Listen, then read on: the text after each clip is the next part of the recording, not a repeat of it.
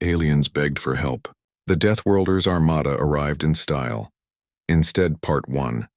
The crystalline form of Ambassador Velthar shimmered with distress as he stood before the Galactic Council chambers. His three arms gestured frantically at the holographic display showing entire star systems going dark. One by one, like candles being snuffed out. 12 worlds had fallen in the last rotation. 12 civilizations consumed. The scourge moves faster than our calculations predicted. Velthar's voice cracked through the translation matrix. Our most advanced weapons pass through them like light through water. Our tactical computers cannot predict their movements.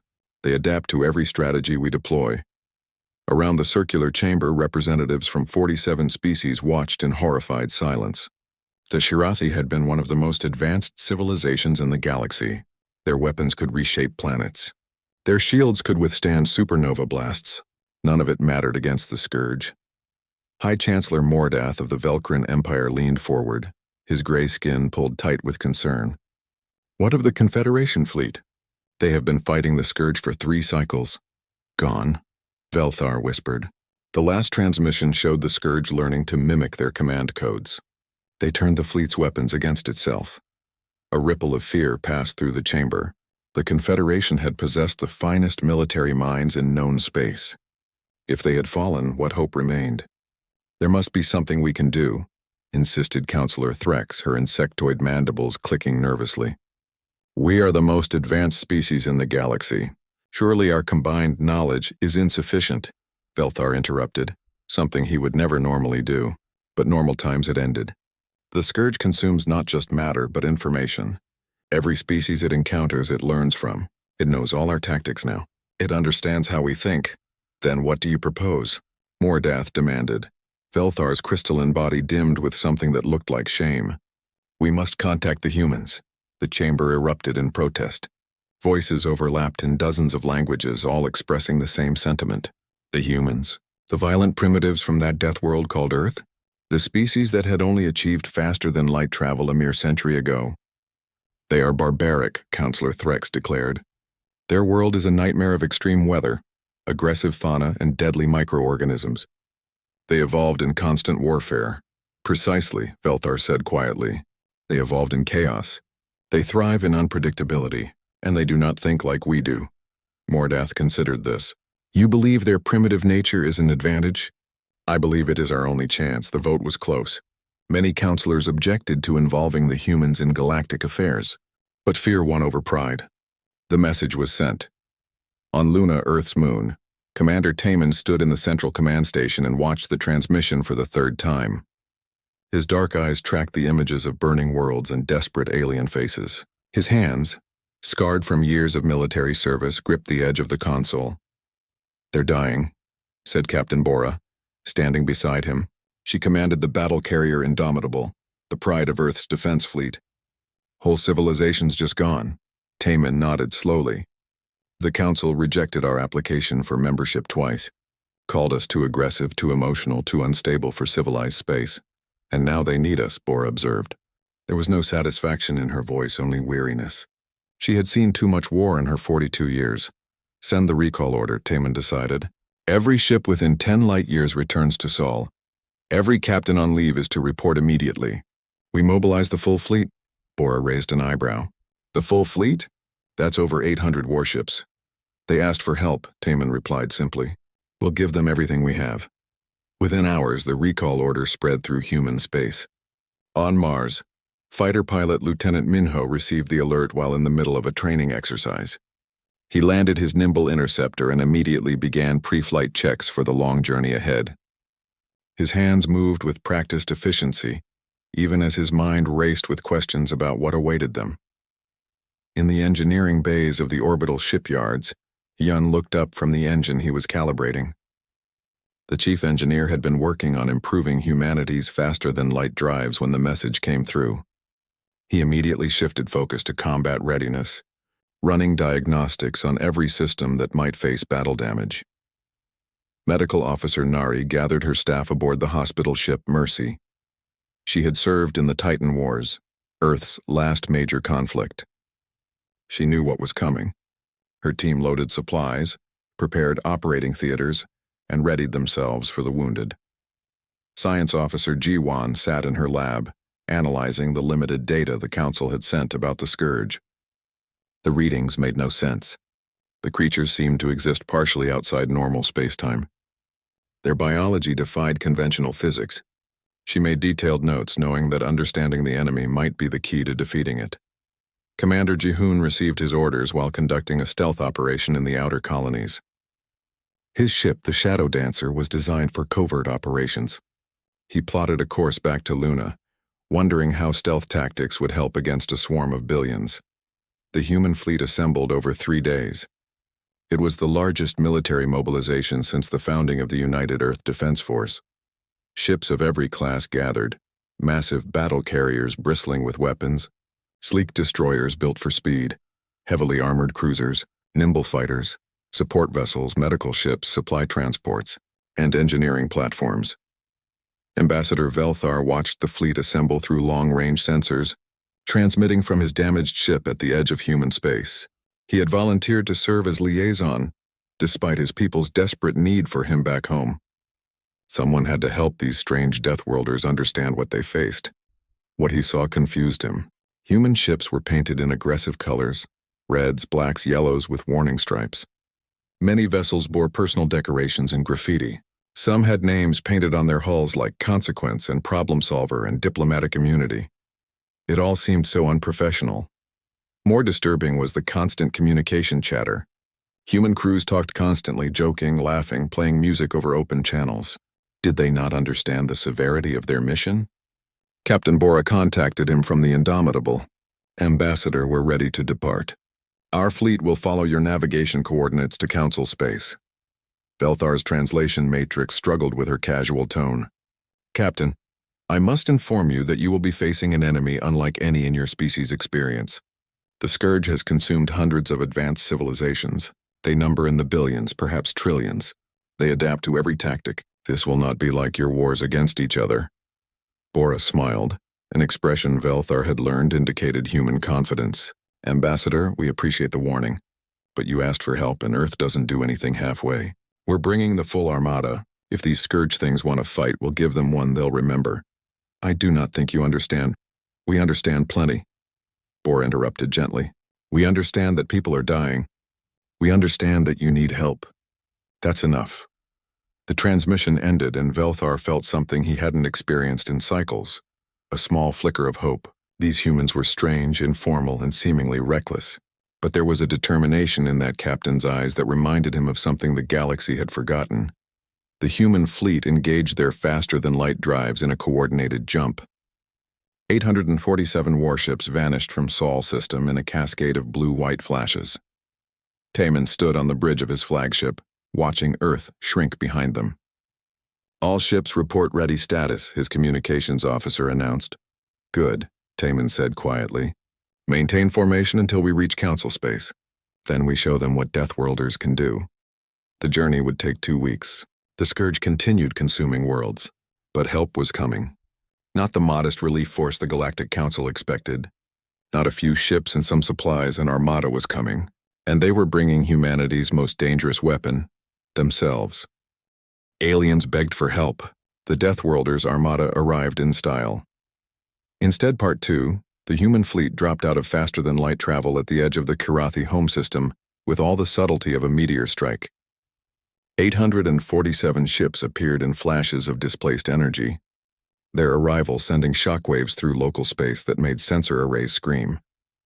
High Chancellor Mordath stood in the Council's war room, staring at the tactical display with his mouth hanging open. He had expected perhaps 20 ships, maybe 50 at most. This was an invasion force. How many? He whispered. Initial count shows 847 vessels, Chancellor, his tactical officer reported, her voice shaking slightly. Ranging from small fighters to capital-class battle carriers. They're arranging in a standard defensive formation. There is nothing standard about this, Mordath breathed. As the Council observers watched, the human formation did something unexpected. It dissolved. Ships began moving independently, each vessel seeming to follow its own path. Several battle carriers painted in blood red took positions at the formation's center. Destroyers in matte black scattered to the flanks, Smaller ships darted between the larger vessels like insects. Then the music started. Every human ship was broadcasting on open channels, not military communications, but sound. Loud, aggressive sound with heavy percussion and distorted instruments. Each ship played something different, creating a cacophony that made the Council's communication officers clutch their audio receptors in pain.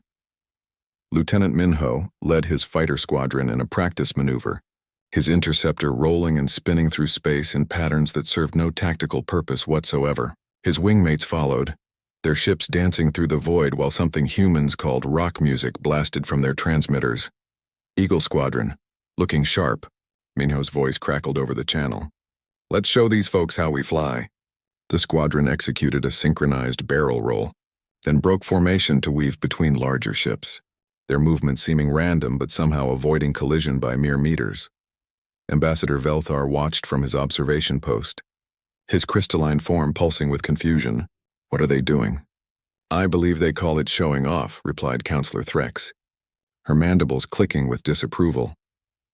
Captain Bora stood on the bridge of the Indomitable, watching her crew prepare for the upcoming briefing with Council military leaders.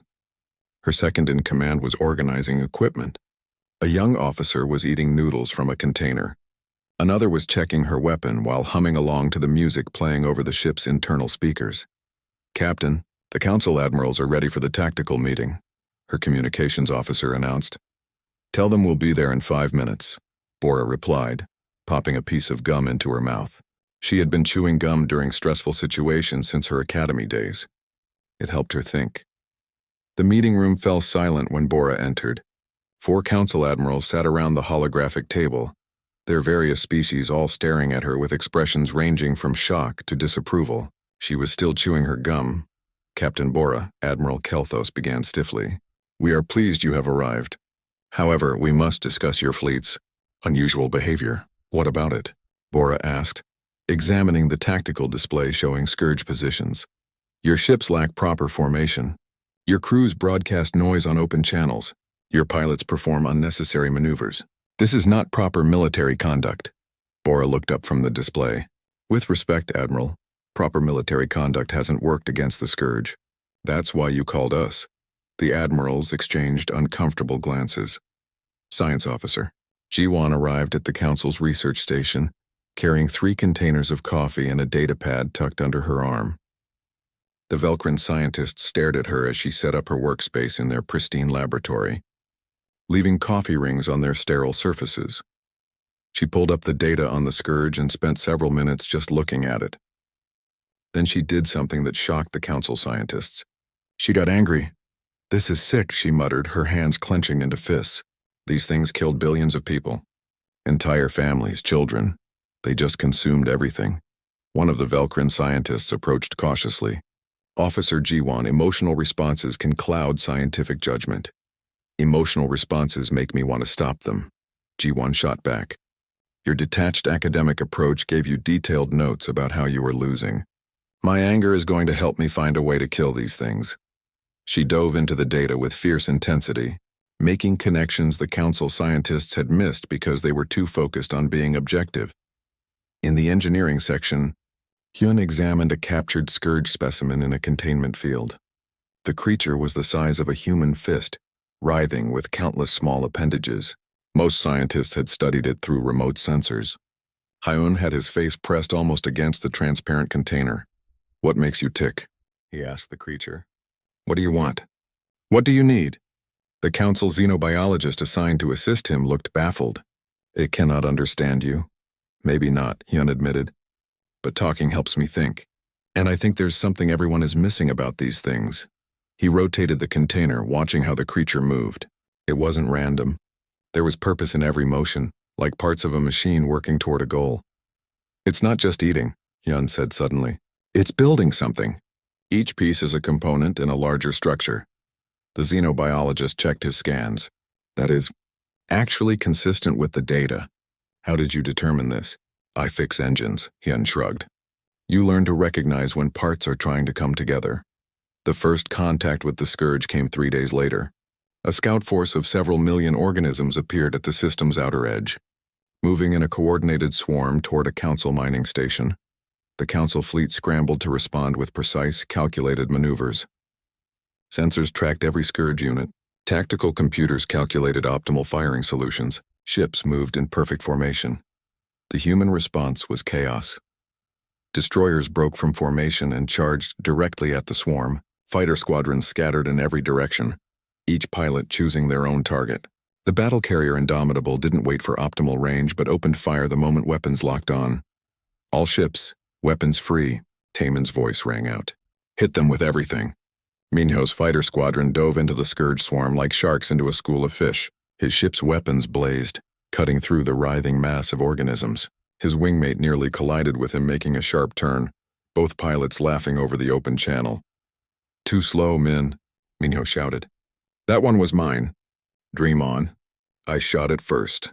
The Council observers watched in horror as human ships seemed to deliberately put themselves in danger, charging into situations where their tactical computers screamed warnings.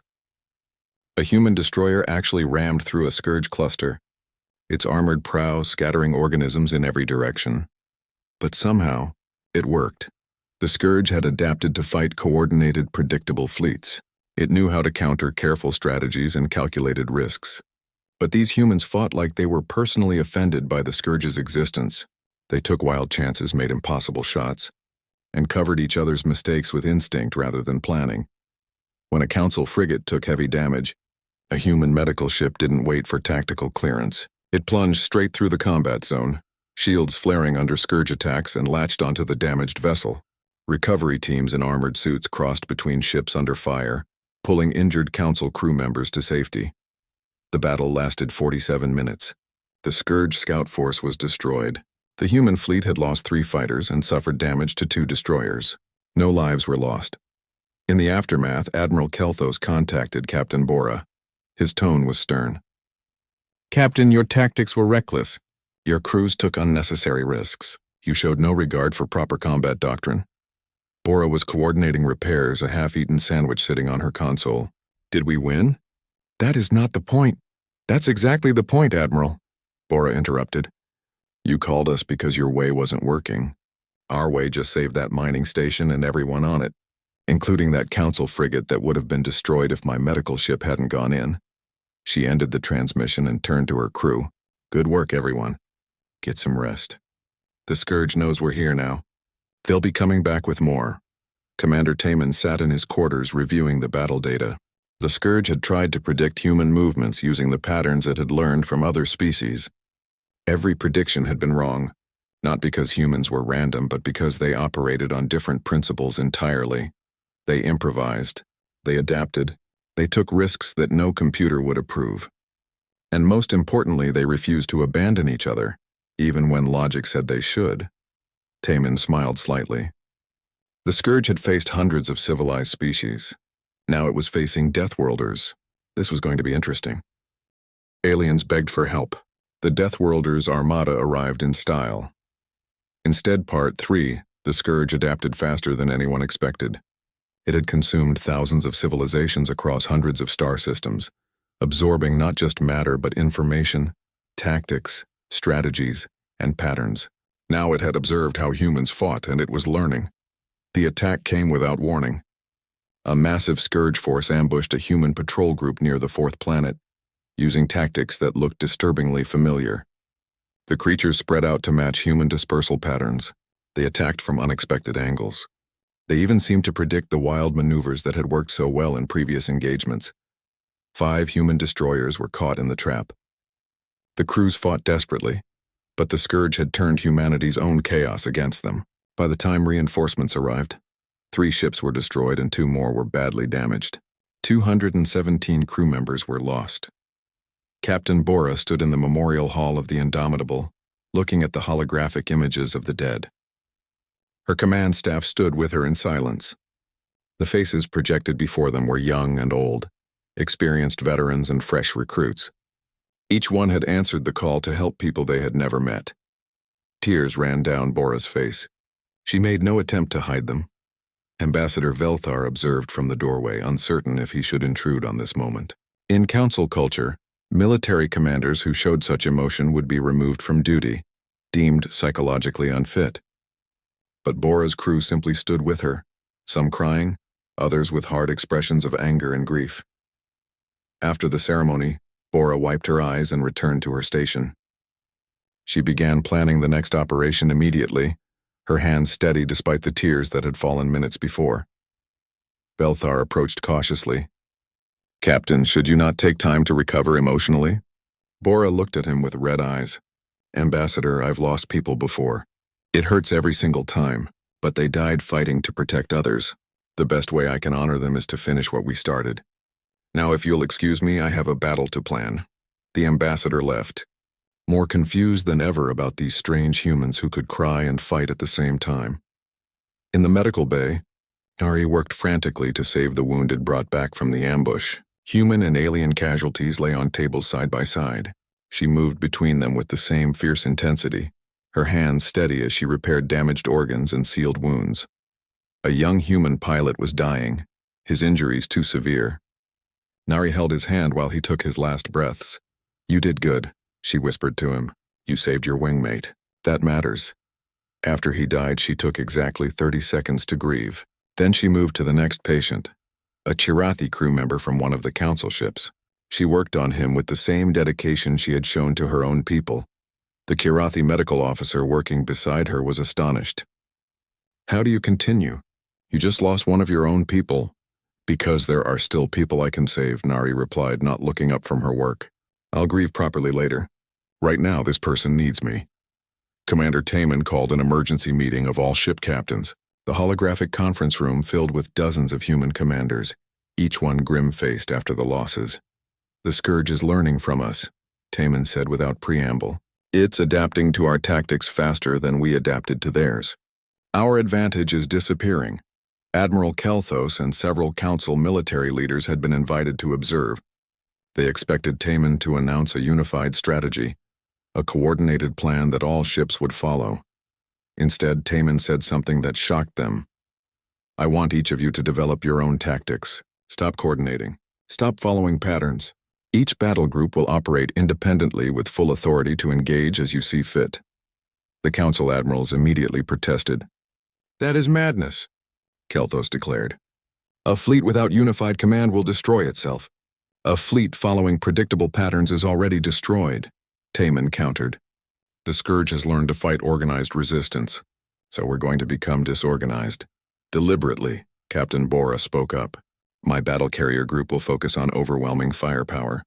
We'll hammer them with everything we have, no subtlety, just raw destruction." Commander Jehoon, who led the stealth ships, nodded. "My group will use guerrilla tactics, hit and run, never from the same angle twice." Lieutenant Minho, representing the fighter wings, grinned despite the somber mood. "My pilots will become a swarm. No patterns, no formation, just pure chaos." Chief Engineer Hyun raised his hand. "I need samples of every Scourge variant we've encountered. I'm going to develop specialized weapons for each type. Not one solution, but hundreds." The council admirals were appalled.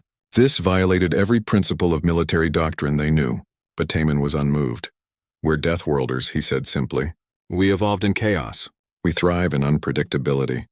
The Scourge wants to learn our patterns. We won't have any." The next engagement came at the Nebulon Cluster, a region of dense gas clouds and asteroid fields. The Scourge had massed a force of billions. Preparing for a decisive strike against the remaining Council worlds, the human fleet responded with beautiful, terrible chaos. Bora's battle carrier group charged straight into the center of the Scourge formation, weapons blazing. They didn't try to be clever or strategic. They just fired everything they had. Missiles, railguns, energy weapons, even experimental plasma cannons that Hyun had cobbled together. The Indomitable became a storm of destruction, surrounded by smaller ships that protected its flanks while it unleashed hell. The Scourge tried to counter with the overwhelming numbers that had worked against every other species. But Bora's group didn't care about being outnumbered. They just kept shooting. Jehoon's stealth ships attacked from completely different angles. His vessels appeared inside the Scourge formation, fired devastating close-range attacks, then vanished before the creatures could respond. He never struck the same location twice, never used the same approach vector. His ships were ghosts, impossible to predict or counter. Minho's fighter squadrons became a living thing. Each pilot operated independently, but somehow supported the others through instinct and constant communication. They wove through the scourge swarms like schools of fish, their movements fluid and impossible to track. When one pilot got in trouble, 3 others would appear from nowhere to help, then scatter again before the scourge could adapt. Throughout the battle, Hyun's specialized weapons proved devastating. He had created different ammunition for different scourge types. Some used biological agents that disrupted the creature's coordination. Others employed electromagnetic pulses that confused their sensory organs. A few used simple kinetic force in unexpected ways. The scourge intelligence tried desperately to adapt. But there was nothing to adapt to. The humans had no pattern. Each group fought differently. Each ship within those groups made independent decisions. There were 1,000 different strategies happening simultaneously. Science Officer Ji-won, monitoring the battle from her research station, suddenly understood what was happening. "They can't predict us," she breathed. "The scourge absorbs intelligence and uses it to counter strategies. But we're not following any strategy. We're just reacting. Fighting on instinct." She pulled up all the data on scourge behavior and saw something everyone else had missed. The creatures weren't just mimicking intelligence. They were consuming it. Every species they had defeated, they had absorbed that species' knowledge, tactics, and way of thinking. The scourge had perfect counters to Velcrin precision because it had consumed Velcrin tactical minds. It could defeat Karathi technology because it had absorbed Karathi understanding. It knew how every civilized species would fight because it carried their knowledge inside itself. But humanity's chaos, their creativity, their emotion-driven decisions, these were things the scourge couldn't digest. It tried to understand why a human pilot would risk death to save a wingmate. It tried to calculate why Bora would charge into overwhelming odds instead of retreating. It tried to predict what Ji-hoon would do next when even Ji-hoon didn't know until he did it. The scourge couldn't process it. And what it couldn't process, it couldn't counter. The battle raged for 6 hours. The human fleet lost ships and crew, but they held. More importantly, they pushed the scourge back. For the first time since this war began, the creatures were retreating. In the aftermath, Taemin stood on his bridge and watched the scourge force withdraw toward their core territories. They were gathering strength, preparing for something bigger. But for now, this was a victory. Nari's medical ships were overwhelmed with wounded from both human and council crews. She had been operating for 12 straight hours and showed no signs of stopping. When her staff tried to make her rest, she simply moved to the next patient. "These people risked everything to protect strangers," she said quietly. "The least I can do is make sure they survive." Ambassador Velthar watched everything from his observation post. He had seen the most advanced civilizations in the galaxy fall to the scourge. But these primitive Deathworlders from Earth were doing the impossible. They were winning, not through superior technology or advanced tactics. They were winning because they refused to be predictable. Because they cared more about each other than victory. Aliens begged for help. The Deathworlders Armada arrived in style. Instead, Part 4 Commander Ji-hoon's stealth ship, the Shadow Dancer, slipped through the void like a whisper. Behind him followed 4 more cloaked vessels, each one carrying a small team of specialists for the most dangerous mission yet. They were going deep into Scourge territory, into the heart of enemy space where billions of the creatures swarmed. The mission was simple in concept, but potentially suicidal in execution. They needed to understand what the Scourge really was, where it came from, why it consumed entire civilizations. Ji-hoon's team included Sunmi, a xenobiologist who had spent weeks studying captured Scourge specimens with an enthusiasm that disturbed her colleagues. While others saw monsters, she saw fascinating organisms with unique biology. "Contact in 30 seconds, Ji-hoon announced quietly. His crew moved with practiced silence even though sound couldn't travel in space. Old habits from planetary infiltrations. Daeho, the demolitions expert, checked his equipment. Each explosive device had a name written on it in marker. Ready, Set, Go was a plasma charge. Party Favor was an electromagnetic pulse device. Bad Day was a small nuclear device for emergencies. "You know those explosives can't actually hear you, right?" asked Yuna, the communications specialist. She was humming quietly, a habit she had when nervous. "They perform better when they have names," Daeho replied seriously. The stealth ships approached a massive scourge structure, a living station where millions of organisms gathered and merged. Scanners showed biological matter arranged in patterns that suggested purpose and intelligence, far beyond simple hunger. They landed on a dead moon nearby, using it as a base to observe and gather data. For 3 days they watched the Scourge, recording everything, and slowly a disturbing picture emerged. Sunmi was the first to see it. She had been tracking Scourge movement patterns when she noticed something that made her blood run cold. "They're not attacking," she whispered. "Look at the formation. This isn't aggressive expansion. This is defensive clustering." Ji-hoon joined her at the console. The data showed Scourge forces concentrated in specific regions, always maintaining certain distances from something beyond their territory, something they were avoiding. "Defensive against what?" Ji-hoon asked. "What could scare something that has consumed hundreds of civilizations?" They sent probes deeper into space past the Scourge territories. What they found changed everything. Beyond the Scourge's domain, space itself was wrong. Reality seemed thin there, like fabric stretched too tight, and occasionally things came through. Things that made the Scourge look harmless. "Oh no," Sunmi breathed. "The Scourge isn't invading. It's running away." Back at the fleet, Commander Taemin listened to Ji-hoon's report with growing horror. The Scourge had originated from a region of space where something called the Void Shepherds existed. These entities were extra-dimensional beings that consumed entire galaxies, erasing matter and energy as if they had never existed. The Scourge's homeworlds had been the first to fall. Desperate to survive, the creatures had fled, consuming other civilizations to build strength, to create enough mass and energy to possibly fight back or at least slow down the Shepherds long enough to escape. "So they're victims," Captain Bora said quietly. She sat in the conference room with other senior officers trying to process this information. "Victims that have killed trillions," Admiral Kelthos countered sharply. The Shirathi leader had lost his entire family to the Scourge. His desire for revenge was absolute. They must be destroyed. "And if we destroy them and these Void Shepherds keep coming?" asked Ji-won. "Then what?" Ambassador Velthar's voice was filled with pain. "The Scourge consumed my world. My people, my children. I watched them die screaming. Do not ask me to show mercy to these monsters." Taemin sat silently, his hands folded on the table. This was the nightmare scenario. An enemy that was both monster and victim. An enemy that had committed terrible crimes while fleeing something worse. "We need more information," he said finally. "We need to communicate with the Scourge directly." The human fleet split over this decision. Many crew members had lost friends in the fighting. They wanted revenge for their fallen comrades. The idea of negotiating with the creatures that had killed their brothers and sisters was too much. Lieutenant Minho stood in the pilot's lounge, arguing with his squadron mates. "They killed Doyen," he said, referring to his wingmate who had died in the first ambush. "She was my friend. How am I supposed to just forgive that?" Others argued differently. Chief Engineer Hyun pointed out that understanding the Scourge's biology had made it possible to fight them effectively. Understanding their motives might be equally valuable.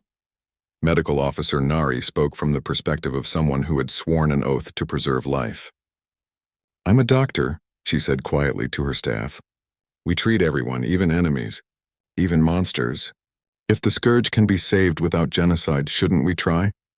But the question that troubled everyone most was simple. Where did mercy end and enabling evil begin? The decision was made to attempt communication. Sunmi volunteered immediately to make direct contact with the Scourge hive mind, a process that could result in her being consumed. Ji-hoon refused to let her go alone. They approached a small Scourge cluster in a shielded shuttle, carrying a device that would allow Sunmi to interface directly with the creature's collective consciousness. It was experimental technology, dangerous and unpredictable. "If this goes wrong, if they start to take you, I'm pulling you out immediately," Ji-hoon said firmly. Sunmi nodded and activated the interface. The connection was instant and overwhelming. She experienced the Scourge's memories all at once. She felt their ancient fear as the Void Shepherds first appeared. She experienced the desperation as world after world was erased from existence. She understood their terrible decision to consume other species, not from cruelty but from the animal panic of creatures facing extinction. The Scourge showed her what the Shepherds were, beings from outside normal reality, following programming so ancient they had forgotten its purpose. Their function was to consume universes that had developed complex life, to return everything to a simpler state. The Scourge had fought them. Billions of organisms throwing themselves at the shepherds in desperate attempts to slow them down. Nothing had worked.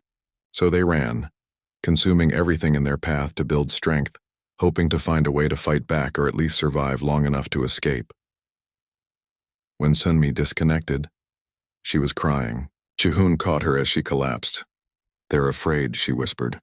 "They're so afraid. And they're sorry. They know what they've done is monstrous, but they don't know how to stop. If they stop consuming, they'll be too weak to fight the shepherds. If they keep consuming, they become the very thing they're running from." The Scourge made contact directly through Sunmi's communication device. The hive mind's message was simple and terrible. "Help us fight the shepherds, or we will continue consuming the galaxy to build our strength. We do not wish to be monsters, but we will not allow extinction. Either way, everything ends. Choose which ending you prefer." Taman sat in his quarters after receiving this message. The choice before them was impossible: ally with creatures that had committed genocide, or face 2 extinction-level threats instead of 1. He thought about Bora's words. About being Deathworlders. About doing what was necessary even when it wasn't pretty.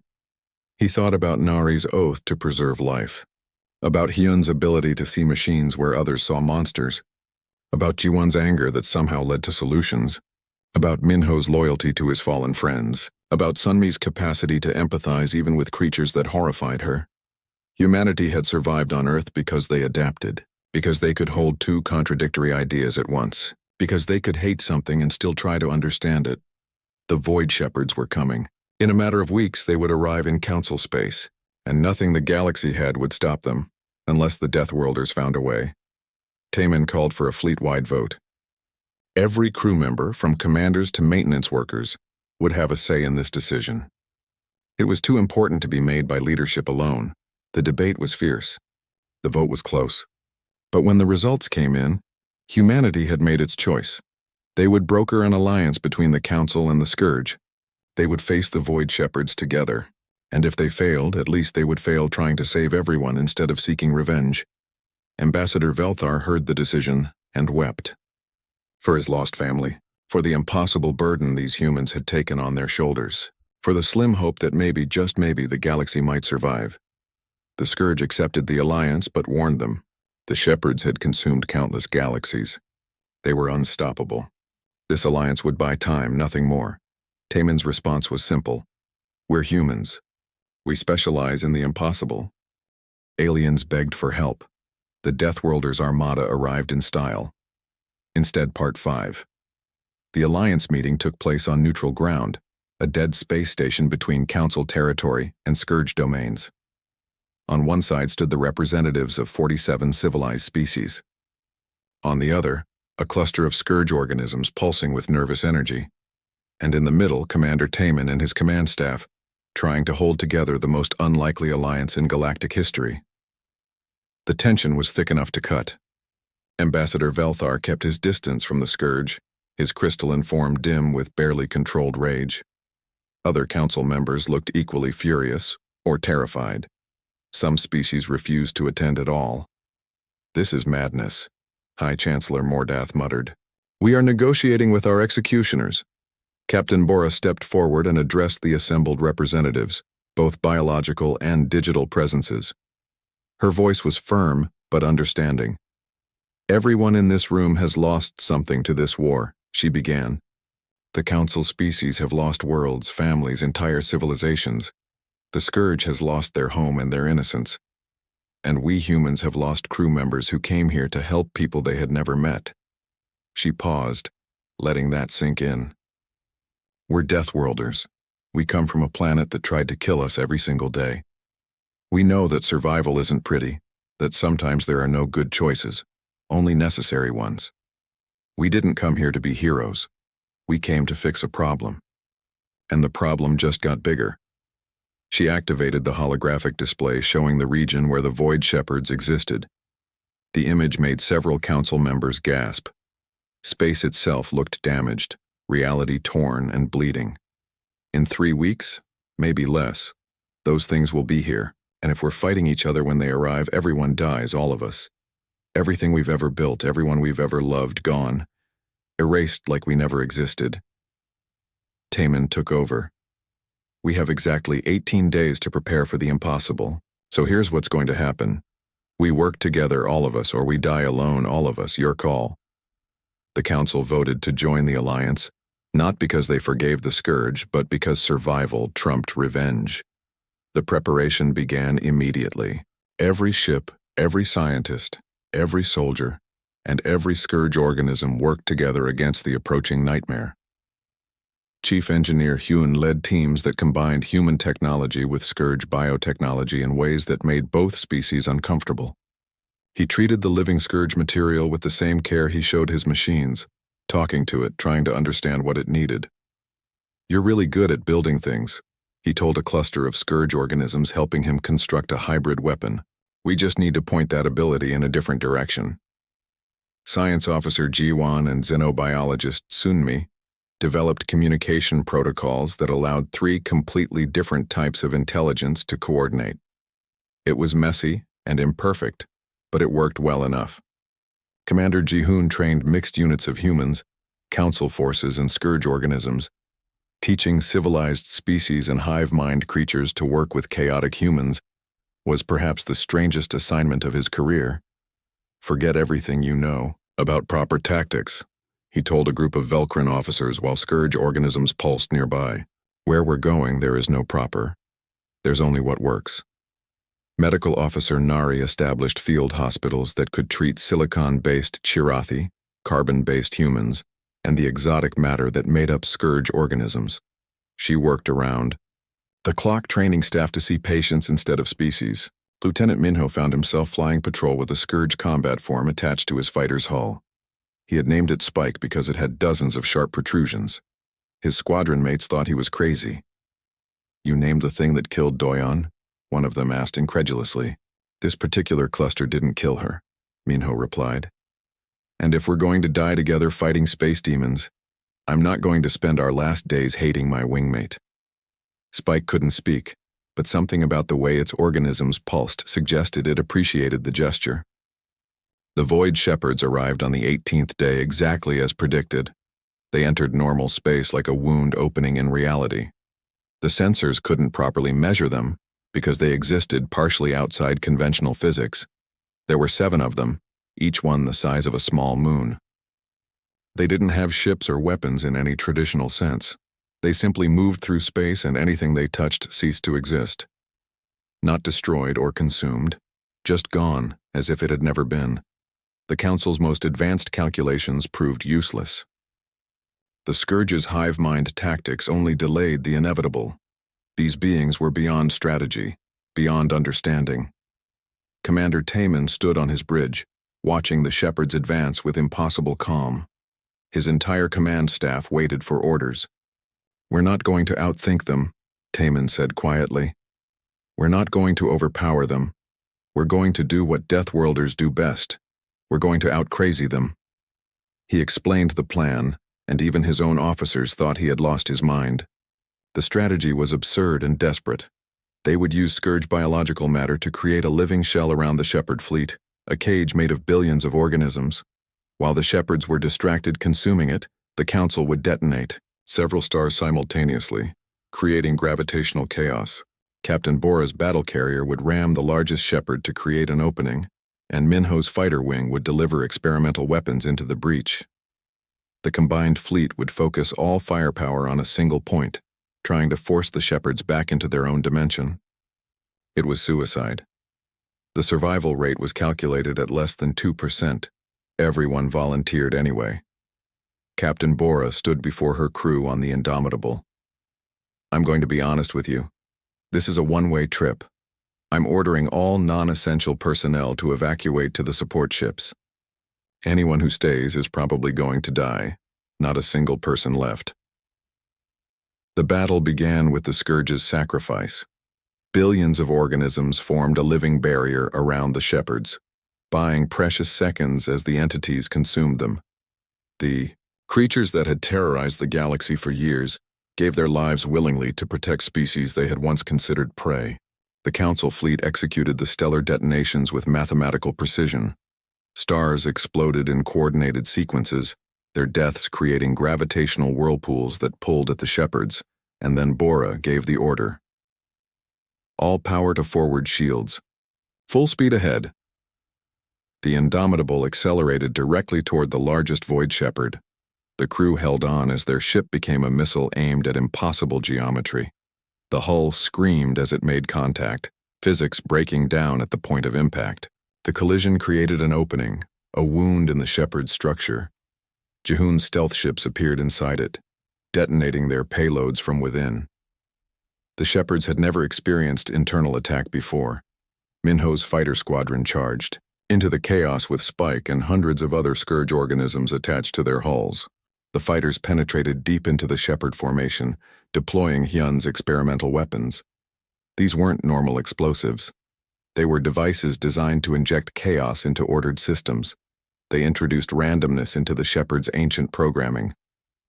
They made the clean become messy, the certain become unpredictable. The Shepherds paused. For the first time in their immeasurable existence, they encountered something they couldn't simply erase. Minho felt Spike's organisms pulse frantically. Through the link Sunmi had established, he felt the Scourge hive mind reach out to the Shepherd intelligence. And in that moment of contact, something extraordinary happened.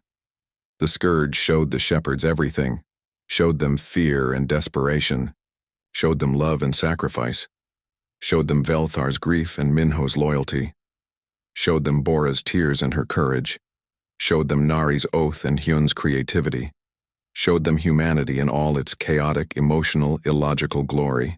The Scourge asked a question that had never been asked before. Why? Why consume complexity? Why erase life? Why follow programming so old you have forgotten its purpose? The Shepherds had no answer. They had simply always done this. It was their function. But now, confronted with life that refused to be erased, with chaos that couldn't be cleaned, with emotion that defied logic, they hesitated. Sunmi, monitoring from the research vessel, suddenly understood.